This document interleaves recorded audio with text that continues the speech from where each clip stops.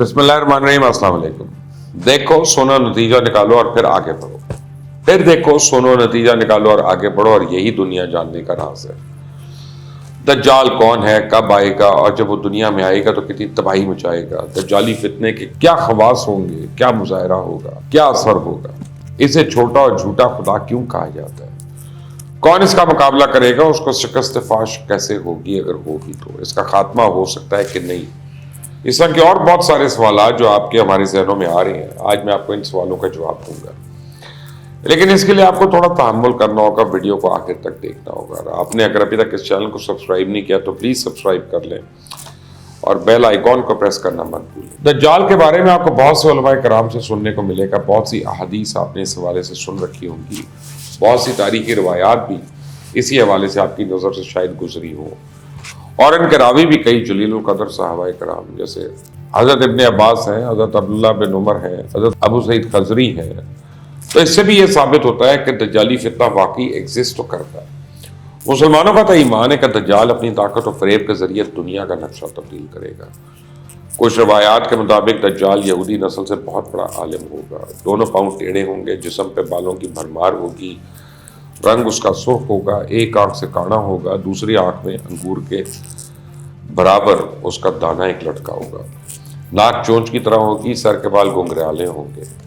शुरू में वह ईमान और इस्लाह का दावा लेकर निकलेगा, लेकिन जब कवानीन फितरत पर उसकी रसाई हो जाएगी तो पहले वो नऊज़ुबिल्लाह नबूवत का दावा करेगा, फिर खुदाई का। हज़रत इमाम मेहदी का ज़हूर हो चुका होगा और आपका ताल्लुक नबी पाक सल्लल्लाहु अलैहि वसल्लम की नस्ल से होगा। लोग आपको पहचान लेंगे और आपके हाथ में बैत करेंगे, और ये कुर्ब क़यामत के बड़ी करीबी आसार है। फिर आप दज्जाल के मुकाबले के लिए लश्कर कशी करेंगे, और हदीस में तो ये भी आता है कि क़यामत उस वक्त तक नहीं आएगी जब तक 30 छोटे दज्जाल नहीं आ जाते। ये 30 दज्जाल किसी भी जगह आ सकते हैं, और ये दज्जाल भी फितना फैलाने के लिए आएंगे, लोगों को गुमराह करेंगे, अपनी मकबूलियत की बुनियाद पर मुआशरे में शर और तकसीम पैदा करेंगे, उन्हें दुनिया की लालच देंगे, और उसकी एक निशानी ये होगी कि लोगों का एक वसी तबका उनके बहकावे में आ जाएगा। वैसे भी आजकल झूठ के पैरोकार देखकर इस पे ईमान तो मजीद पुख्ता हो जाता है। दज्जाल का जिक्र इंसानियत के दुनिया पे ज़हूर से ही होता चला आ रहा है। ये कोई माजी करीब का किस्सा नहीं, बल्कि सदियों पुरानी दास्तान है। हज़रत आदम से लेकर नबी पाक सल्लल्लाहु अलैहि वसल्लम तक तमाम पैगम्बरान जो हैं अपनी कौम को दज्जाली फितने के बारे में बताते आए, और ये भी बताते आए कि क़यामत तक जितने भी फितने आएंगे दज्जाल इन सबसे बड़ा फितना होगा, इसलिए इसको दज्जाल अकबर कहते हैं। हमें यह भी बताया गया है कोई भी शख्स अगर सूरह कहफ की पहली 10 आयात और मुस्लिम शरीफ के मुताबिक आखिरी 10 आयात को याद कर ले तो वो दज्जाली फितने से महफूज भी हो सकता है। दज्जाल और दज्जाली फितने में फ़र्क को समझने के लिए हमें अहादीस का बगौर मुताला करने से ये बात भी समझ में आती है कि दज्जाली फितना एक ख़ास कैफियत है जिसमें इंसान को कायनाती ताकतों पर गैर मामूली इख्तियार हासिल हो जाए, और तमाम मुइज़े जो अल्लाह ने अपने पैगम्बरों को अता किए हुए थे वो दज्जाली दौर में मौजूद होंगे। मसलन इसके लिए फासला बेमाने हो जाएगा, इंतहाई तेज़ रफ्तारी होगी, जैसे तेज़ हवा तूफ़ान को साथ लेकर आती, इसी तरह दज्जाली फितना कुर्रे अरसे फैल जाएगा।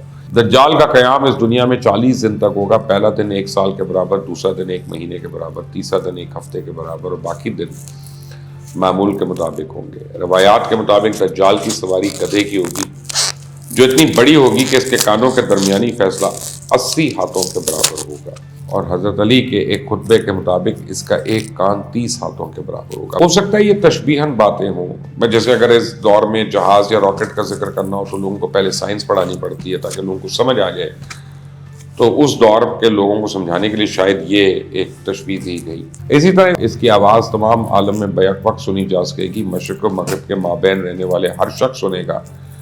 आज के दौर में तो ये सब कुछ मुमकिन है, सब कुछ लाइव हो रहा है। लेकिन फ़र्ज़ करें एक शख्स दुनिया के एक जजीरे में बैठा है, दूसरा शख्स इसको 7 समुंदर पार भी बासानी सुन सक रहा है। टेक्नोलॉजी रेवोल्यूशन ये है ना, टेक्नोलॉजिकल रेवोल्यूशन। उस वक्त दुनिया के कोने से लेकर दूसरे कोने तक बासानी रसाई भी मुमकिन है। सिर्फ एक क्लिक करने के फासले पे पूरी दुनिया मौजूद है। यही चीज़ अगर आज से 2-3 सदी पहले लोग देख लेते तो शायद ये समझते कि किसी और सैयारे पे मौजूद है, ये तो वो दुनिया ही नहीं जिसमें हम लोग रहते थे। दज्जाल अपने करिश्मों और शुबदाबाजियों को लेकर दुनिया के चप्पे चप्पे को रोक देगा। दुनिया में जहाँ कहीं भी लोग मौजूद होंगे उसे देख सकेंगे, सुन सकेंगे। उस बाद शयातीन की एक फौज होगी जिसे वो अपनी शुबदाबाजी और फरेब से लोगों को इनके मरे हुए रिश्तेदारों से मिलवाएगा। میں نے کچھ دن پہلے اس ٹیکنالوجی کے بارے میں بھی آپ کو بتایا تھا کہ جس کی مدد سے ہم اپنے مردہ رشتہ داروں کا عکس دیکھ سکتے ہیں، ان سے بات کر سکتے ہیں۔ زمین و آسمان پر دجال کا اس قدر غلبہ ہوگا کہ وہ آسمان سے بارش اور زمین سے اناج پیدا کرنے کا حکم دے گا، اور وہ پیدا ہوں گی جیسے آج کل آرٹیفیشل رین ہو رہی ہے۔ وہ بنجر زمین کو حکم دے گا تو اندر موجود تمام خزانہ باہر آ سکتا ہے۔ تمام دشمنان اسلام اور یہود جو ہیں مسلمانوں کے بغض میں اس کی پوش پناہی کر رہے ہوں گے۔ وہ مکہ میں داخل ہونے کی کوشش کرے گا لیکن فرشتوں کی پہرہ کی وجہ سے داخل نہیں ہو سکے گا، اس لیے وہ ذلیل و رسوا ہو کر مدینے کا رخ کرے گا۔ اس وقت مدینہ منورہ کے 7 دروازے ہوں گے اور ہر دروازے پہ فرشتوں کا پہرہ ہوگا۔ یہاں پہ بھی اس کو منہ کی کھانی پڑے گی، اس کو احد کی طرف دھکیل دیا جائے گا۔ اس دوران مدینے میں 3 بار تباہ کن زلزلہ آئے گا جسے بہت سارے لوگ گھبرا کر مدینے سے باہر نکلیں گے، وہ دجال کے جال میں پھنسیں گے، بے دین ہو سکتے ہیں۔ آخر ایک بزرگ مدینے سے نکلیں گے، دجالی لوگوں سے بحث مباحثہ کریں گے، لوگ انہیں پکڑ کر دجال کے پاس لے جائیں گے جہاں یہ بزرگ چلا اٹھیں گے کہ میں نے تجھے پہچان لیا، تو ہی دجال ملعون ہے۔ دجال یہ سن کر آپے سے باہر ہو جائے گا اور اس بزرگ کے 2 ٹکڑے کر دیں گے۔ دجال اپنے ساتھی سے کہے گا اگر میں اس کو دوبارہ زندہ کروں تو کیا تم میری خدائی پہ پختہ یقین کر لو گے؟ وہ کہیں گے ہم تو پہلے ہی آپ کو خدا مانتے ہیں، نعوذ باللہ۔ دجال اس بہرحال بندے کو بزرگ کو دوبارہ زندہ کرے گا اور یہ بزرگ اللہ کے حکم سے دوبارہ کھڑے ہو جائیں گے اور کہیں گے کہ اب تو مجھے اور یقین ہو گیا کہ تو ہی دجال ہے۔ دجال غصے میں اسے اپنی دوزخ میں ڈالے گا لیکن وہ گلزار میں بدل جائے گی۔ اس بعد وہ شام کا رخ کرے گا لیکن دمشق پہنچنے سے پہلے مسلمانوں کو سیدھی راہ دکھانے والے وہاں آ چکے ہوں گے۔ عسکری لحاظ سے اس کو شکست دینا مشکل ہوگا لیکن اللہ کی نصرت و تائید پہ سب کا کامل یقین ہوگا۔ وہ بزرگ ایک دن نماز پڑھانے کے لیے مصلی کی طرف بڑھیں گے تو عین اس وقت سیدنا عیسیٰ علیہ السلام کا نزول ہوگا۔ نماز سے فارغ ہو کے وہ دجال سے مقابلے کے لیے نکلیں گے۔ دجال حضرت عیسیٰ علیہ السلام کو دیکھ کر ایسے گھلے گا جیسے نمک گھلتا ہے۔ آپ آگے بڑھ کر اس کو قتل کر دیں گے اور پھر ہر پتھر اور درخت سے آواز آئے گی اے روح اللہ، میرے پیچھے ایک یہودی چھپا ہوا ہے۔ چنانچہ آپ اس سب کو قتل کریں گے اور دجال کے چیلوں میں سے کسی ایک کو زندہ نہیں چھوڑیں گے۔ سیدنا عیسیٰ علیہ السلام اس وقت صلیب کو توڑ دیں گے اور بت پرستی کو ختم کر دیں گے۔ تمام دنیا میں امن قائم ہوگا۔ ایک حضرت عیسیٰ علیہ السلام ہے جن کو مسیح کہا جاتا ہے، جبکہ مسیح اور دجال یعنی جھوٹا مسیح دجال کے لیے لکھا جاتا ہے۔